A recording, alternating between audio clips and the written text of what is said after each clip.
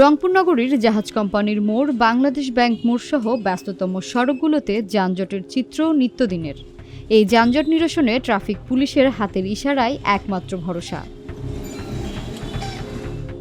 অথচ যানজট নিরসনে ৩৪ লাখ টাকা ব্যয় করে ৩টি স্থানে পরীক্ষামূলক ডিজিটাল ট্রাফিক সিগন্যাল স্থাপন করা হয় ৩ বছর আগে। স্থাপনের কিছুদিন পর থেকেই দুটি নষ্ট হয়ে পড়ে আছে, আরেকটি সচল থাকলেও ট্রাফিক নিয়ন্ত্রণ চলছে হাতের ইশারাতেই।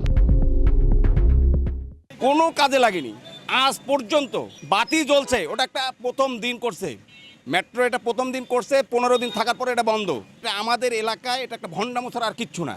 ৫-৬ মাস ব্যবহার হচ্ছিল, অরপর যখন শেখ হাসিনা সরকার চলেই গেছে তারপর থেকে আর এটা ব্যবহার হয় না, এটা ওইভাবেই পড়িয়ে আছে।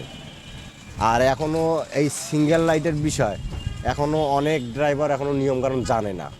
জুলাইয়ের আন্দোলনের সময় এটা ভাঙচুর হয়েছে, সেই থেকে আর কোনো ঠিকঠাক করেনি।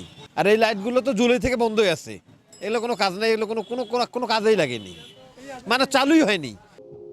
নষ্ট ডিজিটাল ট্রাফিক সিগন্যাল সিস্টেম দুটির বিষয়ে সিটি কর্পোরেশনকে জানানো হয়েছে। মেরামত হলেই ট্রাফিক সিগন্যালগুলো ব্যবহার করা হবে বলেও জানান রংপুর মেট্রোপলিটন পুলিশের ট্রাফিক বিভাগের উপ পুলিশ কমিশনার। আসার পর থেকে আমি দেখতে পাচ্ছি যে এই সিগন্যালগুলো কাজ করছে না। আমি সিটি কর্পোরেশনের সাথে কথা বলেছি, তার সাথে আমি সেরে নিয়ে যত দ্রুত সম্ভব এগুলোকে আমরা অ্যাক্টিভ করব। নাগরিক সমাজের প্রতিনিধিরা বলছেন, নগরীতে চলাচল করা যানবাহনের ড্রাইভারদের ডিজিটাল ট্রাফিক সিগন্যাল সম্পর্কে ধারণা না থাকার কারণেই এই সিস্টেমটি সফলতার মুখ দেখেনি। অপচয় হয়েছে রাষ্ট্রের অর্থ। সবার আগে প্রয়োজন চালকদের সচেতনতা বৃদ্ধি করা। জনসাধারণের মধ্যেও যে ট্রাফিক আইন মেনে চলা কিংবা সেই বিষয়ে যে সচেতনতা দরকার, সেটা কিন্তু সাধারণ জনগণের মধ্যেও নেই। এই মুহূর্তে যেটি জরুরি যে নগরবাসীকে এই যানজটের কবল থেকে রক্ষা করার জন্য এখানে গুরুত্বপূর্ণ যে পয়েন্টগুলো, সেই পয়েন্টগুলোতে সার্বক্ষণিক ট্রাফিক পুলিশ নিযুক্ত করা দরকার।